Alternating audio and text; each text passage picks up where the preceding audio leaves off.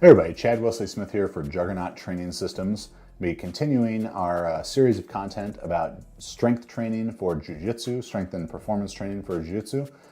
Make sure that you subscribe to the channel, like this video so more people can find it.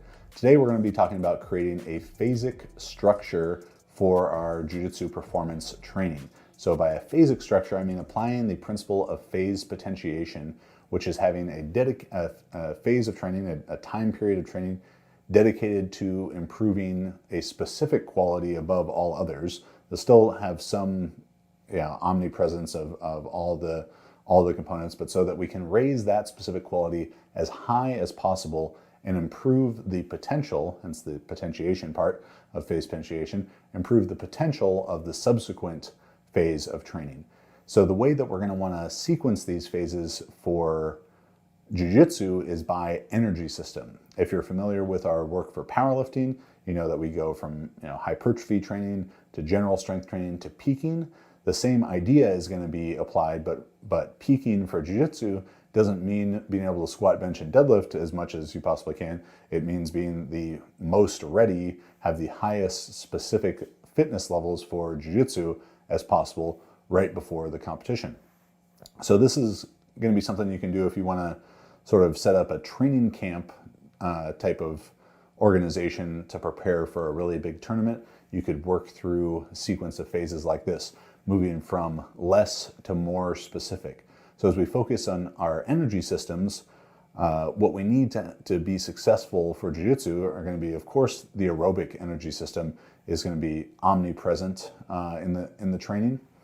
Then our alactic power, how strong, how fast, how powerful can you be for one given instance? And then almost more important than that is our alactic capacity. How well can you repeat those high output efforts?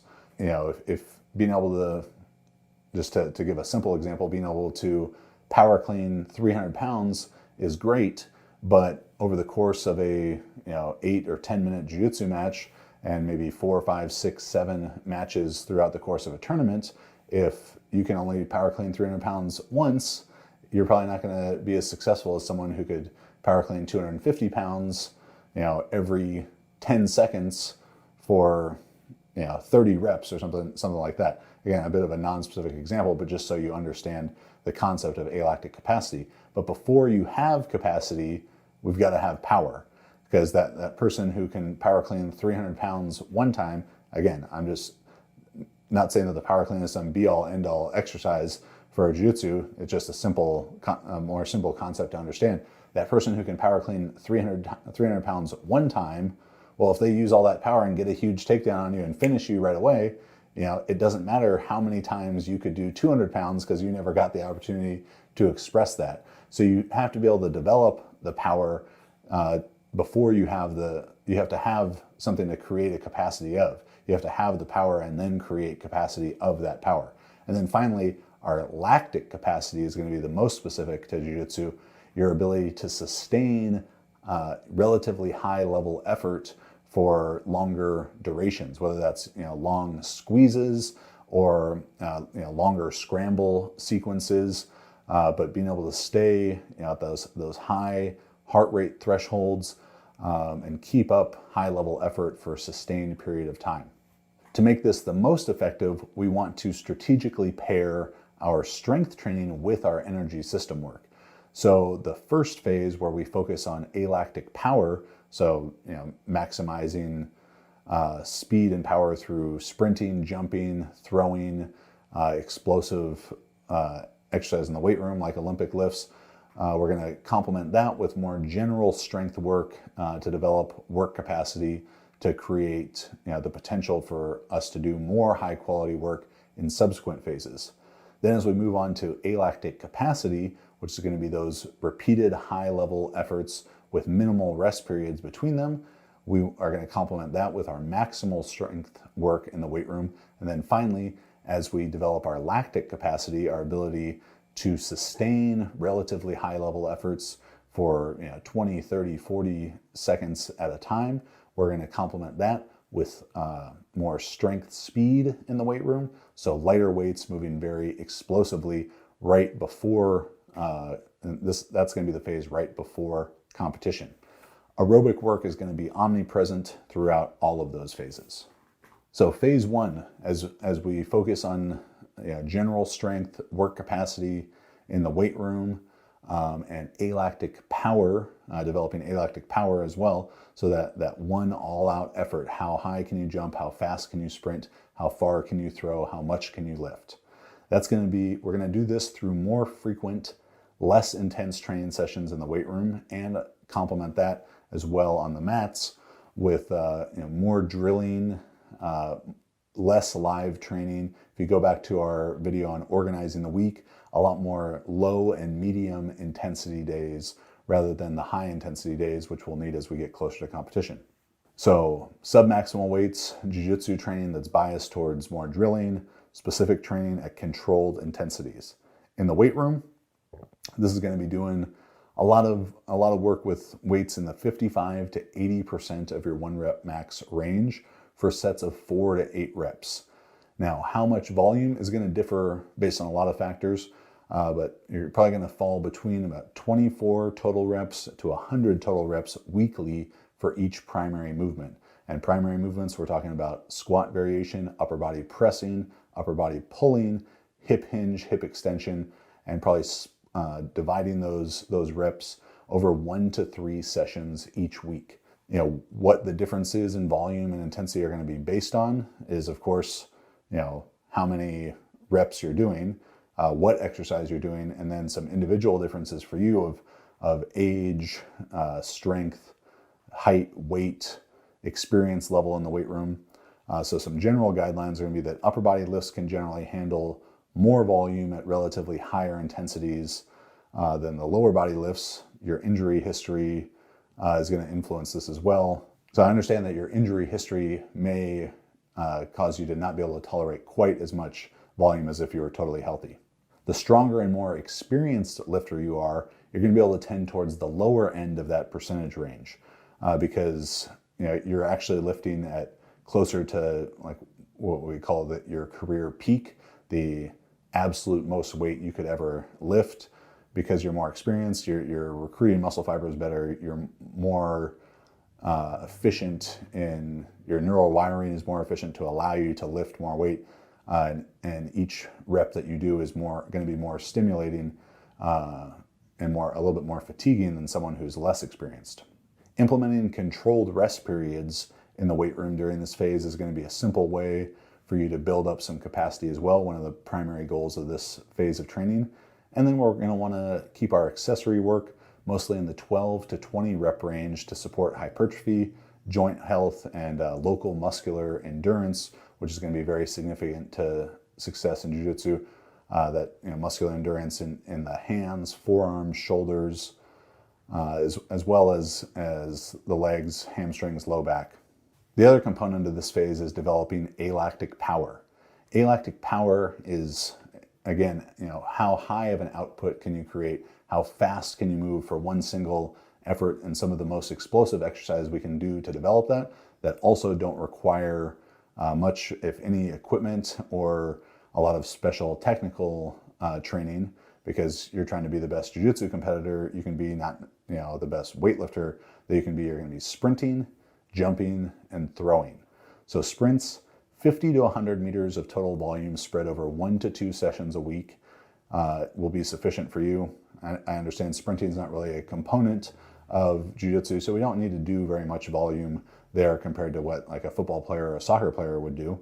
And then for every for every 10 meters of sprinting you do, you want to rest for about 30 seconds. So you do a 20-meter sprint, you're going to rest 1 minute before you do the next sprint, because this alactic power training is all about quality of work.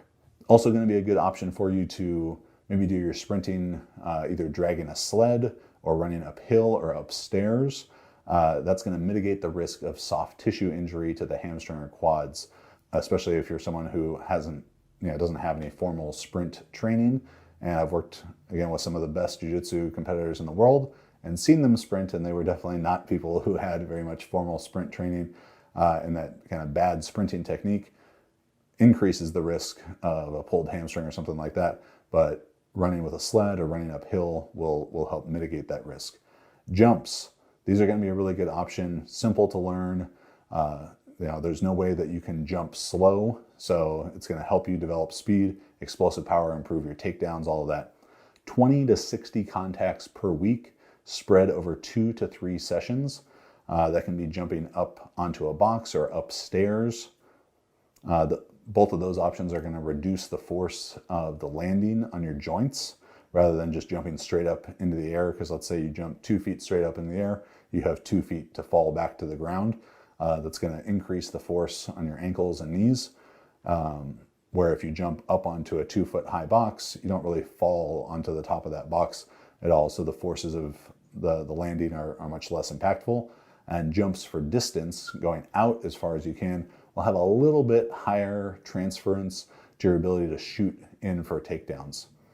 Finally, throws, like throwing a medicine ball or any kind of like a shot put or something, just throwing a weight. It's going to be great for building power in multiple directions, very low stress on the joints. They're easy to learn. Doing 50 to 100 total throws per week, spread over 1 to 2 sessions, will be sufficient for you. And make sure that the speed of the throw is what is emphasized. So throwing whatever you're throwing, let's say a medicine ball, throwing it as far as possible with a little bit lighter ball, like a 3 to 5 kilo ball, is going to be more important in this phase than trying to use as heavy of a ball as possible and it not really being an explosive, fast movement anymore.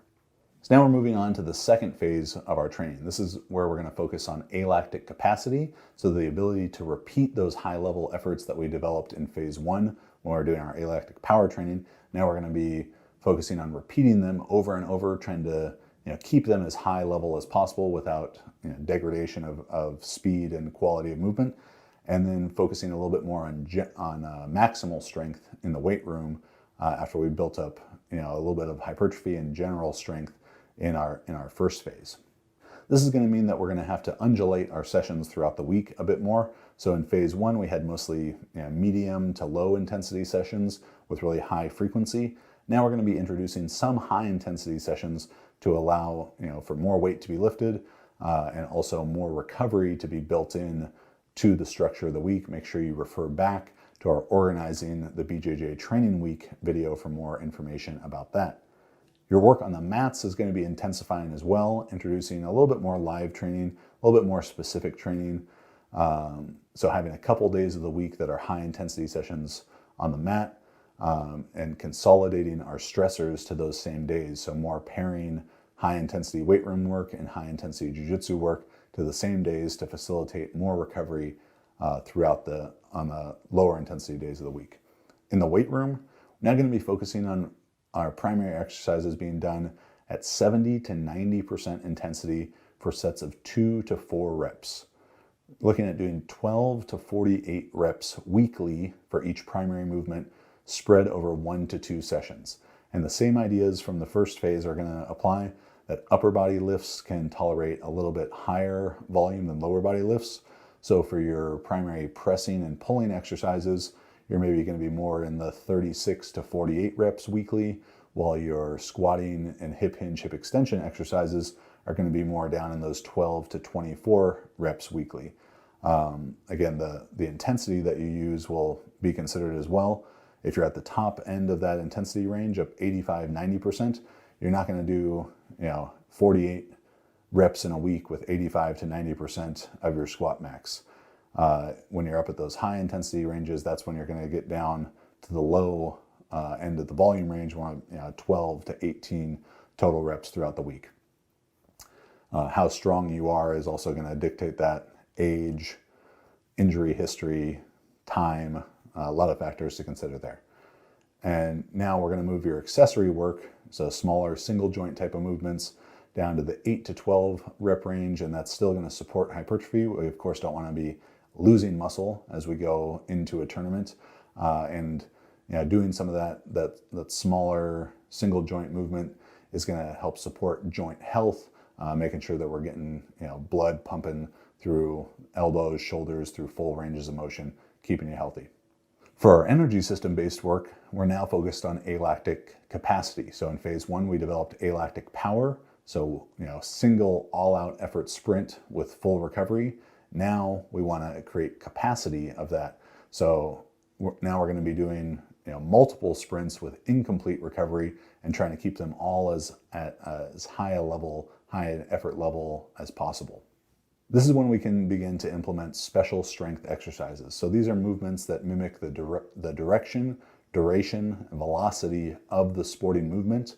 That they use the same muscles with the same energy systems as you would use in Jiu Jitsu, but we're overloading them in some way. Movements that I like to include for alactic capacity work are jumping variations, throwing variations, twisting exercises, explosive pulling movements, and then a really important component of Jiu Jitsu strength, like being a strong Jiu Jitsu competitor, is isometric strength. There's big components of isometric strength on display in a typical Jiu Jitsu match, where you're holding that position, squeezing for as long as you can, and you're not really moving, so it's not concentric or eccentric strength, but it's holding that static position as well as you can. So some examples that I like of these for jumps: kettlebell squat jump, and when I say jumps, I'm referring to both lower body and upper body jumping. Upper body jumping would be something like clapping push-up, jumping, doing an explosive push-up where you land on boxes, or even something like a med ball chest pass where you're rebounding it against the wall.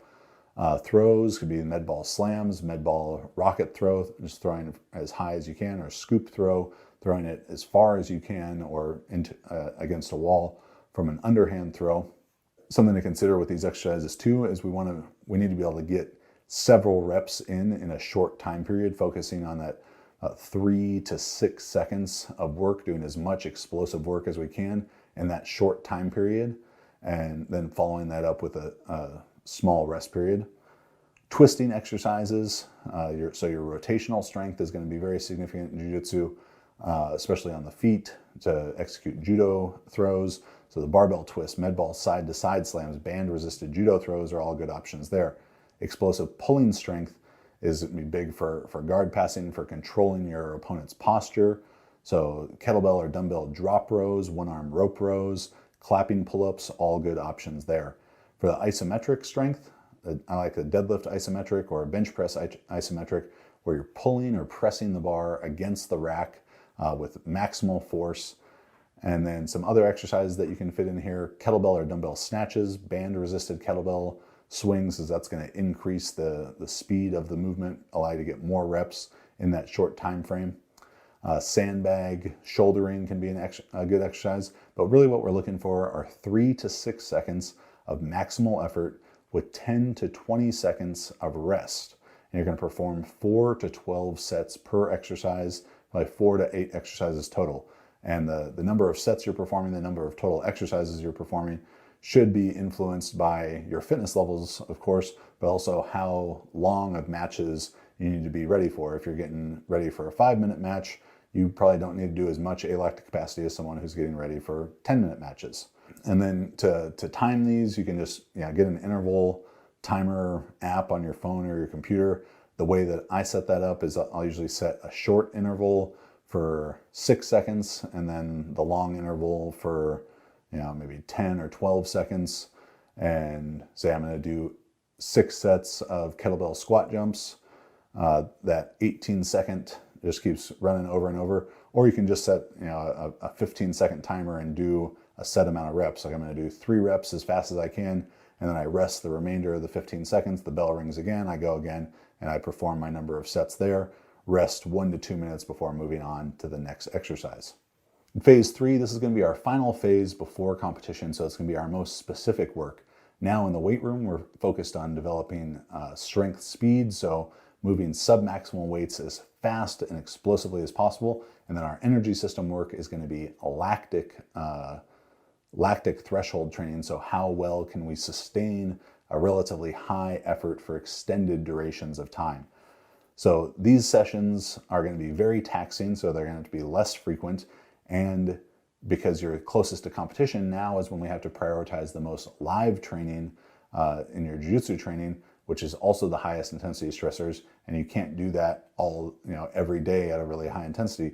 So this is where we're going to be consolidating. There may be, 3, possibly 4 very high intensity days throughout the week, and the other days dedicated to recovery work. So more, drilling, jiu-jitsu, low intensity aerobic work, small accessory weights, but employing this high-low concept, consolidation of stressors, putting our highest intensity stressors on the same days. In the weight room, we're going to be focused on training with weights of 60 to 85% of our 1 rep max for sets of 1 to 3 reps and 6 to 30 reps total of our primary movements. So again, lower body movements, squat and deadlift variations, Olympic lifting variations are going to fall to the lower end of those rep ranges, upper body movements to the higher end of the rep ranges. And as you get to the higher percentage ranges, the total number of reps you perform will be lower. And it's probably going to be done over 1 or 2 weekly sessions in the weight room. Our accessory work is going to be kept to 6 to 10 reps per set. And that's just going to be to maintain your muscle, maintain your hypertrophy as you go into competition. Now, our lactic capacity training, this is going to be our most specific energy system work, is going to be using similar special strength exercises as we used in alactic capacity, but now instead of doing them for 3 to 6 second efforts with 10 to 20 seconds of rest, now we're going to be needing to take them out to 20 to 40 seconds of continuous effort, keeping as high a level as possible, and then following that up with 20 to 40 seconds of rest. And that could end up being active rest depending on how fit you are. When choosing exercises for lactic capacity training, it's important that they are efforts or exercises that lend themselves to more of a cyclical effort. It's tough to do, while you can use a medicine ball throw or like a medicine ball throw for height or distance during your alactic power phase and maybe even your alactic capacity phase. If you have to throw and then run after the ball and you can only get 5 or 6 throws done in 30 seconds because you're always just chasing after the ball, that's not a very good exercise for lactic capacity, where we want continuous sustained effort. So things like box jumps, barbell twists are good options. The isometrics can be good options. In general, it's going to be a little bit lower intensity efforts because you're having to sustain them for so much longer. When organizing your lactic capacity work, I would let your competition length, so how long are your matches in a tournament, dictate how that gets set up. So if you have 6-minute matches, you're at blue belt adult division, you have a 6-minute match, I'd probably choose 6 exercises and do them for, maybe the first week, 20 seconds on, 40 seconds off. Next week, 30 on, 30 off. Third week, 40 on, 20 off. And that's going to be a 6-minute circuit. And then rest for, probably 6 to 10 minutes, because these are going to be very, very challenging, and repeat, 2, 3, maybe 4 times at most. The last piece of creating this phasic structure for jiu-jitsu training is going to be determining the phase length. The first thing that you need to do to determine how long any of these phases are going to last is look at the competition calendar. If you have 6 weeks before competition, that's going to be much different. You're probably not going to do much of that first phase because it's the most general phase. So you might maybe a 1 week phase 1, and then 2 or 3 weeks of phase 2 and 2 or 3 weeks of phase 3, versus someone who has 12 or 15 weeks to get ready for competition. The next thing to consider is going to be the athlete's needs. If you have someone who's already very strong or very muscular, you could manipulate those first 2 phases based on that. Or someone who has great endurance and lactic capacity already, they might not need a very long phase 3. In general, these phases should last between 1 and 4 weeks, and you can deload after a 2 to 4 week phase. And that deload is going to be about 60 to 70% of the volume of work you did in the previous week at about 80 to 90% intensity. So let me know what questions you have in the comments. Hopefully this is giving you an idea of how to better, strategically organize both your jiu-jitsu and strength and conditioning training to maximize your performance in tournaments, the place where you want your jiu-jitsu to be the best, where you want to be your strongest, fastest, most endurant, in your best shape, ready to go win gold. Thanks for watching. Make sure to subscribe to the channel and like the video. See you next time.